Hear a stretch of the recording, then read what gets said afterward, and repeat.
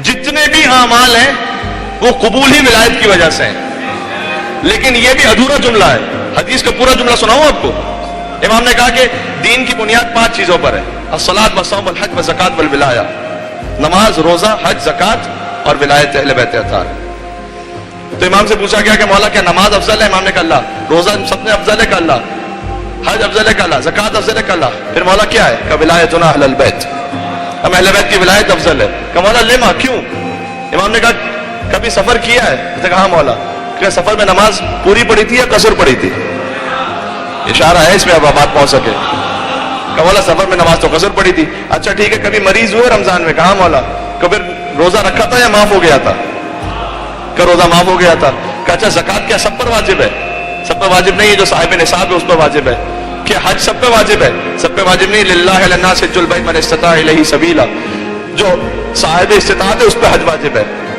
امام نے کہا کہ اس کا مطلب اللہ نے ہر عبادت میں کہیں نہ کہیں کوئی کمی یا معافی رکھی ہوئی ہے. اگر سفر پہ جاؤ تو نماز قصر ہے، مریض ہو جاؤ تو روزہ معاف ہے، صاحب نصاب نہیں ہو تو زکات نہیں ہے، صاحب استطاعت نہیں ہو تو حج نہیں ہے. کہ لیکن ہم اہل بیت کی ولایت وہ ہے، امیر ہو یا غریب ہو، بچہ ہو یا بوڑھا ہو یا جوان ہو، مرد ہو یا عورت ہو، سفر میں ہو یا حضر میں ہو، کوئی ایک ایسا نہیں ہے کہ تم اہل بیت کی ولایت کے دائرے سے باہر ہو. ٹھیک ہے، تو یہ وہ ولایت ہے کہ جو سب پہ واجب ہے، اور اس ولایت کی وجہ سے اعمال قبول ہیں.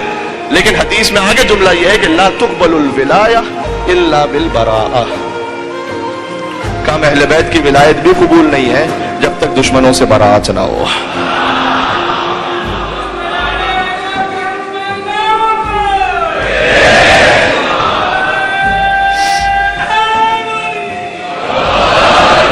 حدیث سنانے لگا ہوں آپ کے مزاج کی. اچھا، اور حقیقت اس لیے سنا رہا ہوں، یہ الگ بات ہے کہ اس برات کا اظہار کیسے کرنا ہے، کس موقع پر کرنا ہے، اس کے کیا آداب ہیں، کیا شرائط ہیں، وہ اپنے مقام پر ہے، میں اس سے انکار نہیں کر رہا. لیکن جو برات کا عقیدہ ہے، اور یہ لفظ جو میں نے استعمال کیا کہ تبرہ کی غیرت ہے، اس سے تو ہم دستبردار نہیں ہو سکتے. ٹھیک ہے بھئی، یہ بھی رضی اللہ وہ بھی رضی اللہ، ایسا نہیں ہو سکتا. دو جنگ میں آپس میں آمنے سامنے دونوں ہی رضی اللہ ہیں، تو ایسے اسلام کا پھر ہو گیا انا للہ. ٹھیک، ایک حق ہے ایک باطل ہے اپنے مقام پر.